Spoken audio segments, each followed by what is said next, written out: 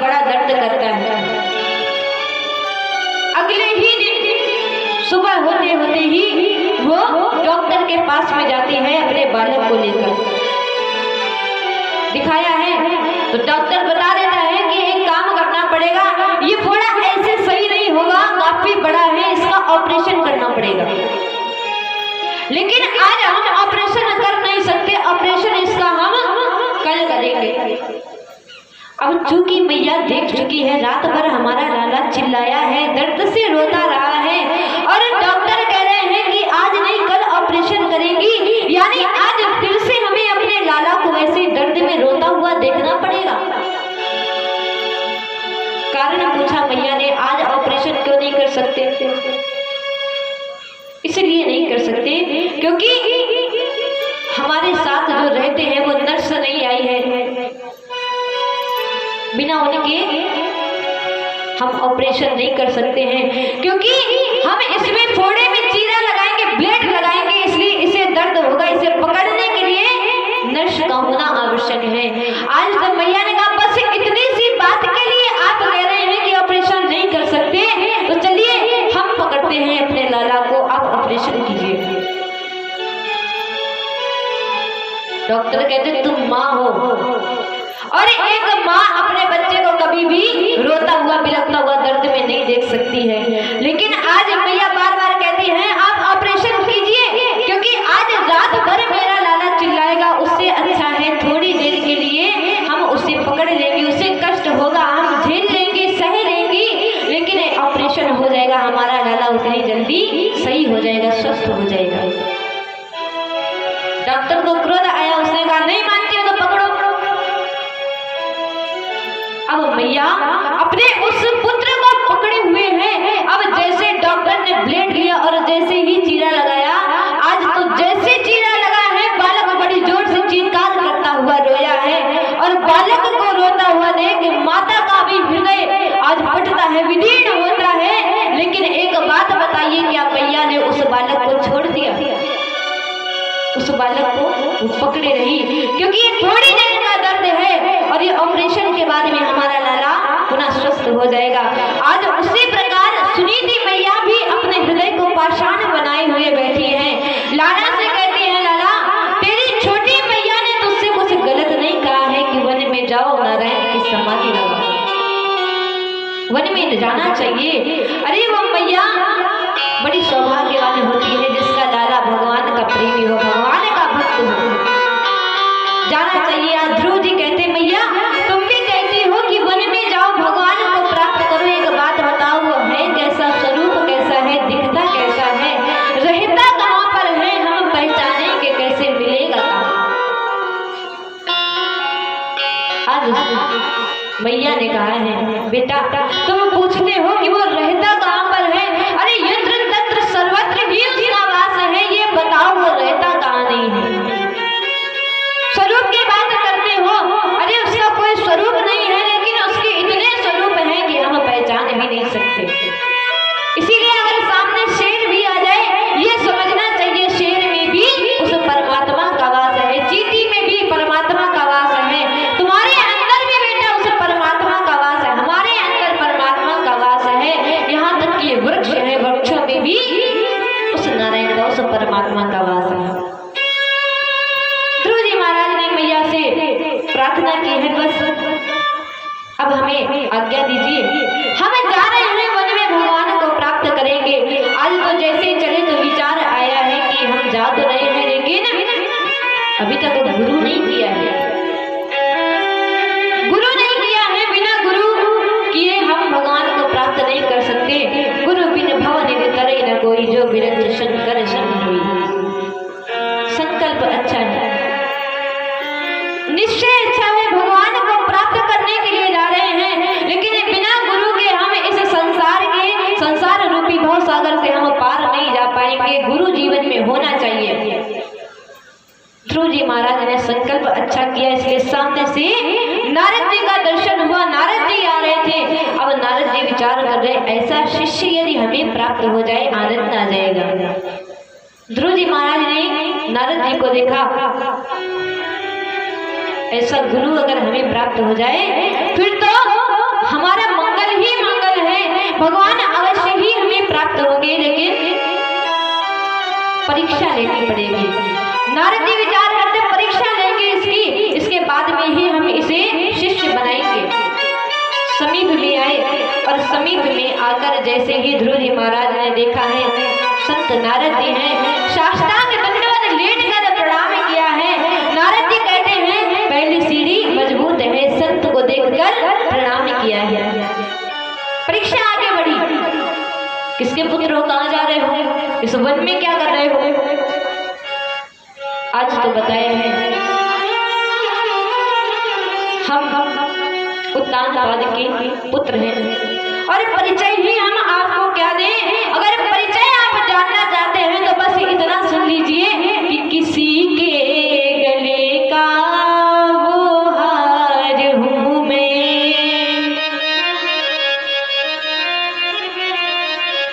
जो अपमान करके उतारा गया हूँ।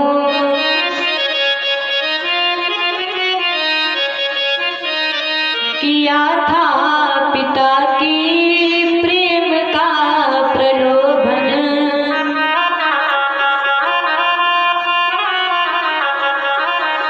तमोशी के वाक्यों से शाला गया हूँ।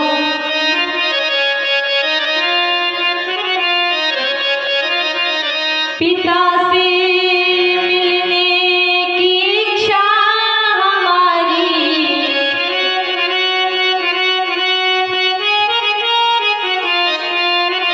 इसी हेतु जग कल सिधारा हुआ हूँ। आज तो सारी की सारी बातें बताई हैं, ये दशा है, इसीलिए हम वन में जा रहे हैं भगवान को प्राप्त करने। परम पिता से मिलने की इच्छा हुई है, उसे ही हम प्राप्त करने के लिए वन में जा रहे हैं। नारद जी विचार करते हैं भगवान को प्राप्त करने के लिए जा रहा है, भक्ति इसकी निश्चित है, दृढ़ है, लेकिन फिर भी परीक्षा आगे ली। आज बनावटी हंसी हंसे हैं। नारद जी कहते वन में भगवान मिलते हैं, अरे वन में बड़े बड़े शेर होंगे, चीते होंगे, बाघ होंगे और तुम्हारा नाश्ता कर देंगे, पता नहीं चलेगा, चलो जाओ घर जाओ। ध्रुव जी महाराज कहते हैं हमारी मैया ने कहा था अगर शेर भी आ जाए तो इसमें भी ये जानना कि इसमें भी परमात्मा का वास है। अगर कोई जीव हमें वन में खा गया तो हम ये समझेंगे हम अपने परमात्मा के काम आ गए, परमात्मा ने हमें खा लिया है। लेकिन आप नारद नहीं हो सकते। नारद जी ने कहा कि हम नारद हैं, लेकिन एक बात और बताओ, भोजन कितनी बार करते हो? ध्रुव जी महाराज कहते कभी कभी 4 बार, कभी कभी 5 बार, जब मैया गोद में बिठा कर खिलाती है तभी खाते हैं। नारद जी कहते कि वन में ना मैया होगी ना भोजन होगा, इसलिए अभी के अभी लौट जाओ, वहां कुछ मिलेगा नहीं। ध्रुव जी महाराज कहते इसकी आप चिंता मत करिए, हमारी मैया ने हमें ये भी समझाया है कि जब दांत नहीं तब दूध दियो, अब दांत दिए कछ और भी देगा। लेकिन आप नारद इसलिए नहीं हो सकते, हमारी मैया ने हमें ये बताया था नारद का दर्शन जिस किसी को हो जाता है नारद फिर भगवान से मिलाकर छोड़ते हैं। अरे आप कैसे नारद हैं, आप हमसे कह रहे घर जाओ, आप नारद नहीं हो सकते, आप बनावटी नारद बनकर घूम रहे हो। आज नारद जी अंक में भर लेते हैं ध्रुव जी महाराज को, अरे बेटा हम तो तुम्हारी परीक्षा ले रहे थे और तुम परीक्षा में उत्तीर्ण हो गए हो, लेकिन एक बात बताओ, जीवन में कोई गुरु किया है? जा तो रहे हो भगवान को प्राप्त करने। आज ध्रुव जी महाराज ने विचार किया इससे अच्छा अवसर प्राप्त नहीं होगा, चरणों में लेट गए, आपसे अच्छा गुरु नहीं मिल सकता, आप ही गुरु बन जाओ। और जब ये कहा कि आप ही गुरु बन जाओ तो आज द्वादशाक्षर मंत्र नारद जी ने दिया है, ओम नमो भगवते वासुदेवाय। जाओ मधुबन में जाकर यमुना जी में स्नान करना और इसी मंत्र को निमित्त बनाकर इसी मंत्र का उच्चारण करते करते भगवान को प्राप्त करना। आज ध्रुव जी महाराज गए हैं भगवान को प्राप्त करने के लिए, यमुना जी में आचमन करके आज भगवान का भजन कर रहे, तपस्या कर रहे हैं। इधर नारद जी रो रहे हैं, मानो भगवान से कह रहे हो ये छोटा सा बालक है लेकिन भक्ति इसकी बड़ी दृढ़ है, इसे आप दर्शन अवश्य दीजिएगा।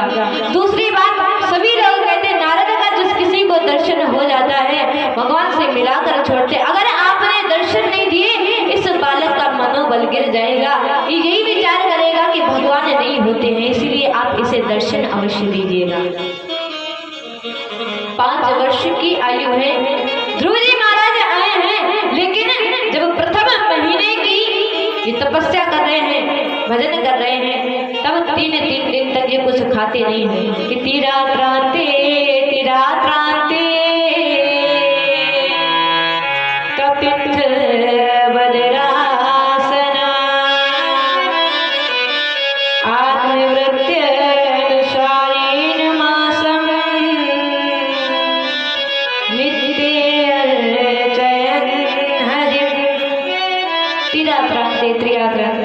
कपित्थ वज्रासना 3 दिन तक पहले महीने में कुछ भी नहीं खाते हैं।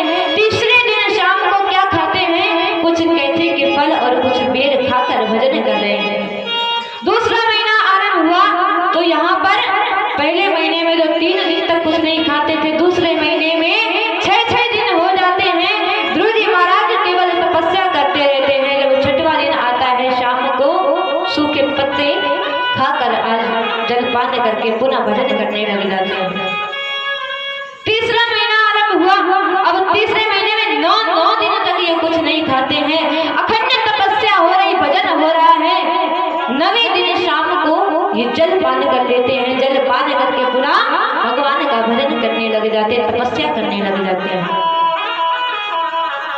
जो बालक दिन में 5 बार भोजन करता था, आज भगवान को प्राप्त करने की ऐसी लगन लगी है कि भगवान भी उस पर अपनी दया दृष्टि बनाए हुए हैं। 4था महीना आरंभ हुआ, 4थे महीने की जो तपस्या है ये 12 दिन तक कुछ नहीं खाते, 12 दिन तक कुछ नहीं खाते हैं। जब 12वां दिन आता है तो 12वें दिन शाम को ये जो हम श्वास लेते ये वायु, इस वायु को पी कर रह जाते हैं। अखंड पाठ चल रहा है, अखंड भजन चल रहा है। हम लोगों से यदि कोई कहते एक दिन एकादशी का व्रत करना है तो दूसरे दिन द्वादशी को सबसे पहले उठ जाएंगे, भैया नाश्ता बना दो, नाश्ता। अरे इतनी जल्दी क्या, पता नहीं कल एकादशी का व्रत किया था तो भूख नहीं लगी है। आज वो छोटा सा बालक केवल वायु पान करके रह जाता है। अब 5वें महीने की जब इसने तपस्या आरंभ की है, इसने उस वायु को भी छोड़ दिया है, वायु का भी त्याग कर दिया है। अपनी प्राण वायु को, श्वास को आज खींच लिया है, प्राण अवरुद्ध हो गए। और जैसे इनके प्राण अवरुद्ध हुए तो होता क्या है कि जब ध्रुव ने खींची प्राण वायु, जब ध्रुव ने खींची प्राण वायु तो वायु रुकी त्रैलोक्यों की।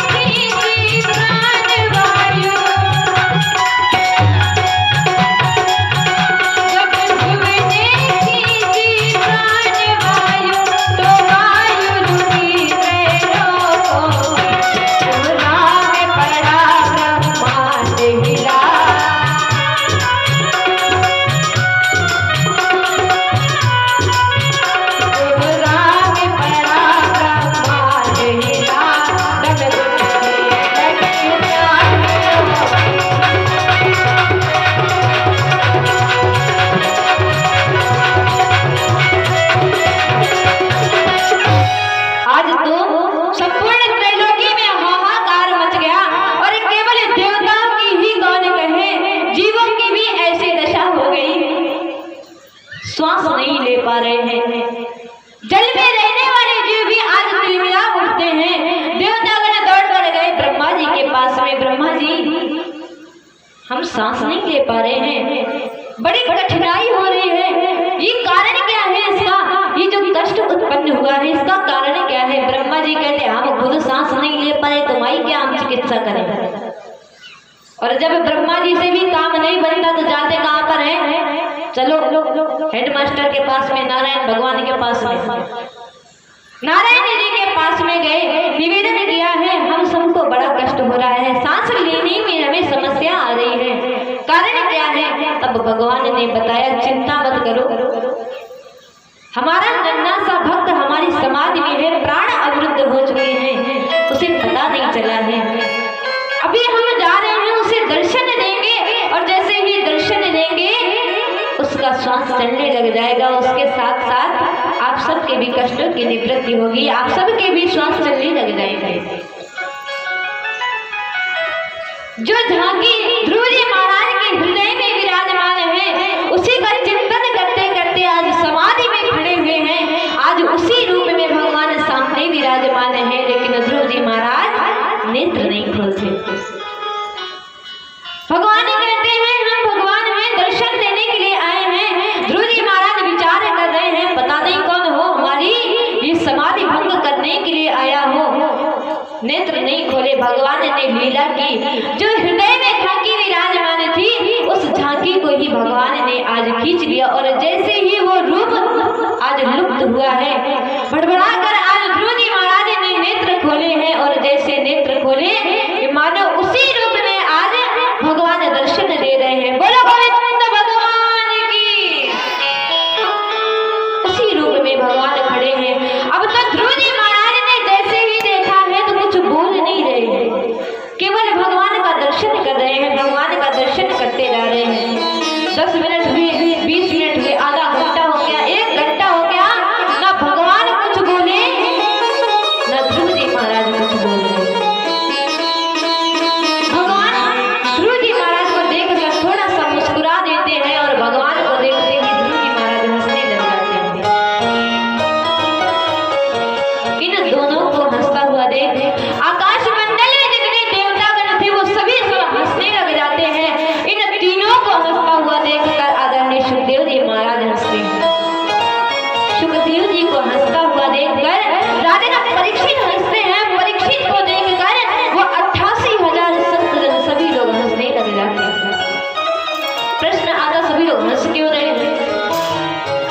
भगवान तो इसलिए हंस रहे हैं, इतनी कठोर तपस्या की है इसने, और आज जब हम दर्शन देने के लिए आए हैं तो ये कुछ बोल नहीं रहा है, भगवान इसलिए हंस रहे थे।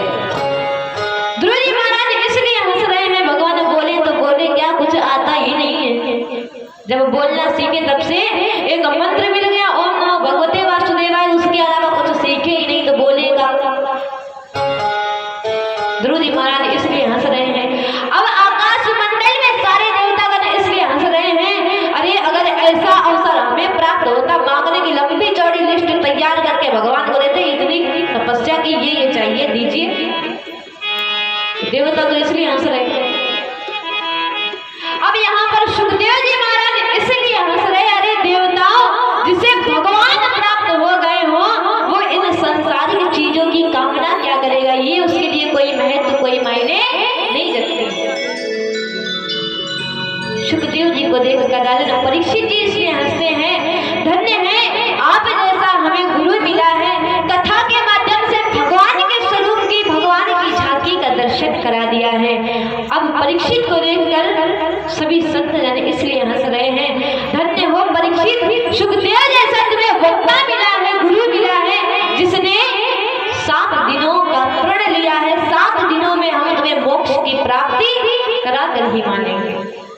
आज भगवान ने अपने शंख को ध्रुव जी महाराज के कपोलों से स्पर्श कराया है, अनंत ज्ञान आज उत्पन्न होता है। बड़ी सुंदर स्तुति की है।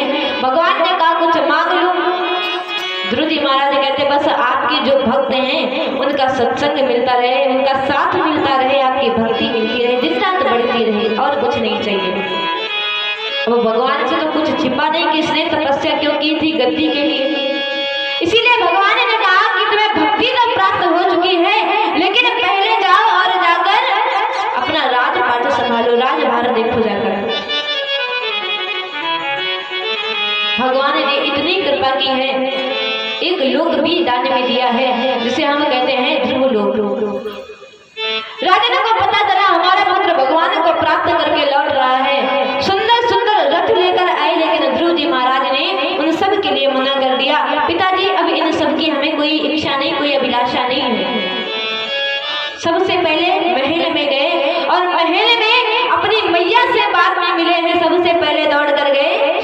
मैया से मिले जाकर। तो लोग प्रश्न करते हैं सुरुचि मैया से मिलने की क्या आवश्यकता थी? उसने तो इतना अपमान किया था, उससे मिलने के लिए क्यों गए? तो यहाँ पर सदैव ये बात ध्यान रखना, जो भगवान से मिलने की प्रेरणा दे दे इस संसार में, चाहे जितना बड़ा शत्रु क्यों ना हो, लेकिन अगर भगवान से मिलने की प्रेरणा दे रहा है, उससे बड़ा मित्र हमारा कोई दूसरा नहीं हो सकता। इसीलिए आज गए हैं मैया से आशीर्वाद लिया। मैया उस दिन यदि आप वो कठोर वाक्य ना बोलती तो हम भगवान को प्राप्त करने ना जाते। पिताजी के पास में गए हैं, पिताजी यदि छोटी मैया के प्रेम में पड़कर आपने हमारी मैया का त्याग ना किया होता, हम भगवान को प्राप्त नहीं कर सकते। तीसरी बार में गए हैं अपनी मैया के पास में, अरे आप जैसी मैया सबको मिलनी चाहिए, प्रेम त्याग कर आपने मुझे भेजा है कि जाओ जाकर वन में भगवान को प्राप्त करो। 36,000 वर्षों तक ध्रुव जी महाराज ने शासन किया है, राज्य किया है। इनके जो छोटे भाई हैं उत्तम बड़े उद्दंड हैं, यक्षों के द्वारा इनका अंत होता है। अब यहाँ पर विचार करते हैं उत्तानपाद जी, 5 वर्ष के बालक ने तो भगवान को प्राप्त कर दिया और हम चौथी अवस्था में पड़े भगवान को प्राप्त नहीं किया है, वन में ये भी जाकर भगवान को प्राप्त करते हैं। इस प्रकार ये ध्रुव जी महाराज की कथा थी। पुनः तपस्या करके मृत्यु पर विजय प्राप्त करके ये भगवान के धाम को गए हैं। तो आइए सभी लोग बड़े भाव के साथ में 2 मिनट भगवान के नाम का संकीर्तन करें। बोले वृंदावन बिहारी